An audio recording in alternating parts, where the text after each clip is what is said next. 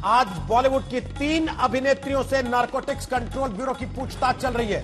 तीनों अभिनेत्रियों से एनसीबी की पूछताछ में कई चीजें सामने आ गई हैं। दीपिका से पिछले कई घंटे से पूछताछ हो रही है। सारा अली खान और श्रद्धा कपूर से एनसीबी के जोनल दफ्तर में सवाल जवाब चल रहे हैं। अब तक की पूछताछ में बड़ी बात यह आई है कि दीपिका पादुकोण ने ड्रग्स चैट की बात कबूल कर ली है। दीपिका ने मान लिया है कि हां, जो ड्रग्स चैट एनसीबी ने सामने रखे हैं वो ड्रग्स चैट उन्होंने ही की थी। करिश्मा और जया दोनों से ड्रग मंगाने की बात उस चैट में जो हो रही है, दीपिका ने कबूल किया है कि वो बात उन्होंने ही की थी। अरविंद ओझा और शम्स ताहिर खान हमारे दो सहयोगी लगातार इस पूरे मामले पर अपडेट दे रहे हैं। शम्स ताहिर खान, बड़ा सवाल यह है कि चैट का कबूलनामा कि हां हम चैट कर रहे थे, लेकिन यह कबूल नहीं करना कि इसमें जो ड्रग मंगा रहे थे उससे हमारा कोई परिचय है। ये दोनों बातें मेल खाती हैं क्या आपस में? देखिए, यहाँ पे दीपिका ने, चाहे उनके लॉयर ने या जिसने भी उन्हें समझाया हो, एक बड़ा अच्छा खेल खेला। उन्होंने, मालूम है कि जो 2017 का ये व्हाट्सएप चैट है करिश्मा के साथ, उससे वो इग्नोर करेंगी तो फंसेंगी, उससे इनकार करेंगी तो फंसेंगी, क्योंकि वो एक इलेक्ट्रॉनिक एविडेंस है और बाकायदा एनसीबी ने उसी के आधार पर उन्हें संबंध देकर यहाँ बुलाया। अब दूसरी बात, लगभग 3 साल हो गए। उन 3 सालों में उस चैट में हैश की बात हो रही है, गांजा नहीं होगी इसकी बात हो रही है, कोको बार में अमित लेकर आएगा इसकी बात हो रही है। इन चीजों को अब आप सबूत के तौर पर हासिल करें, इकट्ठा करें, ये बड़ा मुश्किल काम है। या उस वक्त लिया हो, इसको साबित करना बड़ा मुश्किल काम है। इसी चीज का फायदा उठाया उन्होंने। पहली चीज तो एक्सेप्ट की कि हाँ, इस जो ड्रग चैट है इसमें मैं शामिल हूं, ये ड्रग चैट फेक नहीं है, सही है। लेकिन साथ साथ उन्होंने ये कहा कि हम लोग जो डूब्स कहते हैं वो आमतौर पे इस्तेमाल करते हैं पार्टियों में या जब रेस्टोरेंट में जाते हैं। वो एक तरह का नशा होता है जो सिगरेट में भरकर पी जाती है, लेकिन वो कौन सा नशा, कौन से ड्रग्स, ये हमें नहीं मालूम।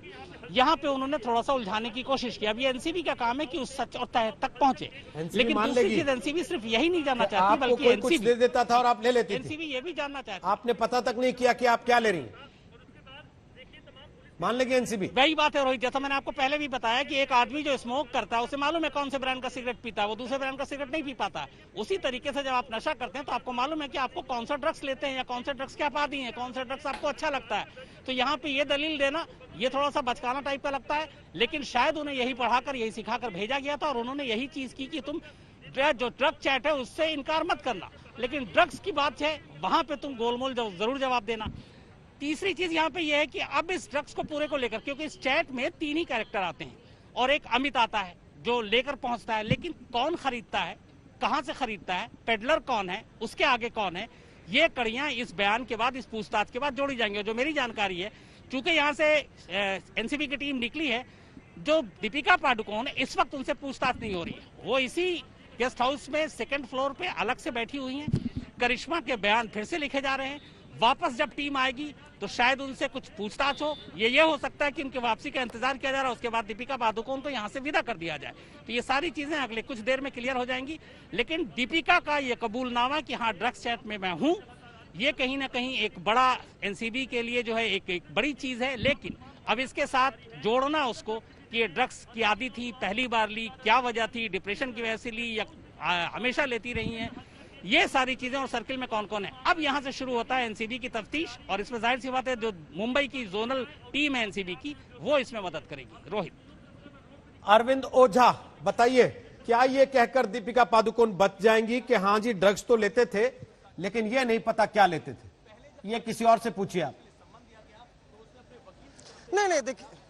नहीं देखिए, आपको बताऊं, जैसा कि शम्स ने बताया कि देखिए उनके वकीलों ने ये बिल्कुल समझाया होगा कि ये इलेक्ट्रॉनिक एविडेंस है, नंबर के आप ही के नंबर से चैट हुआ है तो बिल्कुल ये एक्सेप्ट कर लेना कि ये चैट हमारा है, लेकिन ड्रग्स की बात से इनकार कर देना। हालांकि ड्रग्स लेती थी नहीं लेती थी ये तहकीकात में सामने आएगा, लेकिन बिल्कुल ये लीगल एडवाइजर समझा बुझा कर भेजते और ऐसे ही समझाया बुझाया था रिया चक्रवर्ती को भी। उनके लीगल एडवाइजर सतीश मान सिंधे ने, बहुत बड़े वकील है, सलमान खान तक के वकील रह चुके हैं वो, उन्होंने भी यही समझाया था रिया चक्रवर्ती को कि तुम जाना और तुम ये बोलना कि हम तो ड्रग्स सुशांत के लिए मंगवाते थे, हमने कभी ड्रग्स नहीं लिया। और इसी में वो इतनी फंस गई कि अब तक जमानत नहीं हो गई।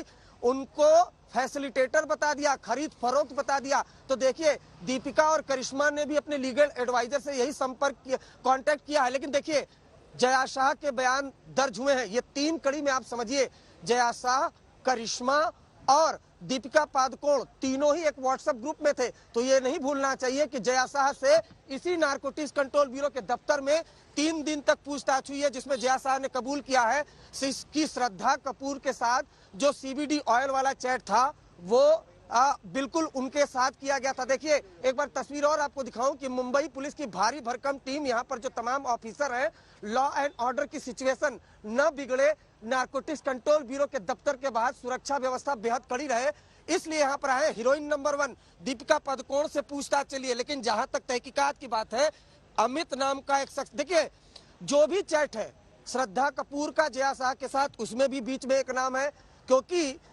जो लोअर लेवल का स्टाफ था उसका सहारा लिया जाता था ड्रग्स पहुंचाने के लिए, तो वो लोअर लेवल का जो स्टाफ है वो भी तो टूटेगा, उस तक भी तो पहुंचेंगी। लेकिन अगर दीपिका पादुकोण इनकार करती हैं तो फिर इसी सर्किल के ड्रग्स पैडलर को भी गिरफ्तार किया जाएगा। नारकोटिक्स कंट्रोल ब्यूरो के सूत्रों का कहना था कि देखिए इन सब से पूछताछ के अलावा हमारी नजर तो ड्रग पैडलरों पर भी है, उन पर भी हमारी निगाह है। तो सबसे जब पूछताछ कर ली जाएगी तो जहां कड़ियां जोड़नी होंगी, जहां गैप होगा, उसको इन्वेस्टिगेशन के जरिए ही गैप को भरा जाएगा। लेकिन दीपिका और करिश्मा के बीच में है अमित, ध्यान रखना होगा। करिश्मा बोलती हैं कि अमित आप तक पहुंचा देगा, तो वो अमित राज खोलेगा। श्रद्धा और जया के बीच में है जलील नाम की एक महिला, जो कि क्वान कंपनी की मैनेजर है, सुशांत की क्वान कंपनी में काम करती है और सुशांत की मैनेजर थी, उनका नाम आया था, वो राज खोलेंगी। तो देखिए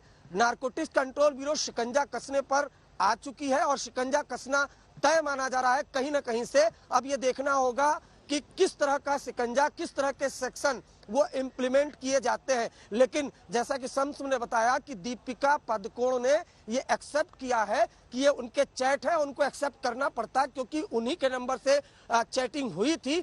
और बड़ी बात यह है कि वो उस ग्रुप की एडमिन थी। मुझे याद आ रहा है कि दिल्ली हाई कोर्ट का एक ऑर्डर है कि खासकर व्हाट्सएप ग्रुप को लेकर कि अगर किसी व्हाट्सएप ग्रुप में कोई कानून के खिलाफ वाली बात हो रही हो या ऐसी कोई बात हो रही हो जो संगीन है, तो ऐसे में ग्रुप एडमिन की जिम्मेदारी भी बनती है और उन मेंबरों की भी बनती है जो अगर रोकते नहीं है। तो इस ग्रुप में तो बीड़ की बात हो रही थी, इसमें तो हशीश की बात हो रही थी। शायद यही वजह है कि फिलहाल दीपिका से यहाँ पूछताछ हो चुकी है, करिश्मा के बयान रिकॉर्ड किए जा रहे हैं। लेकिन दिलचस्प ये भी है कि जो अधिकारी दीपिका पादुकोण से पूछताछ कर रहे थे वो फिलहाल सारा और श्रद्धा के पूछताछ को ज्वाइन कर चुके हैं, यानी वहां की जो इंटरोगेशन चल रही है सारा अली खान और श्रद्धा कपूर की, वहां पर गए हैं, उस इंटरोगेशन को ज्वाइन कर रहे हैं। वहां से भी कुछ डिटेल जाहिर सी बात है मिलेगी, फिर वो यहाँ पर आएंगे। अगर दीपिका और करिश्मा से रिलेटेड कोई जानकारी वहां से मिलती है तो फिर यहाँ लाया जाएगा, फिर उनसे पूछताछ की जाएगी,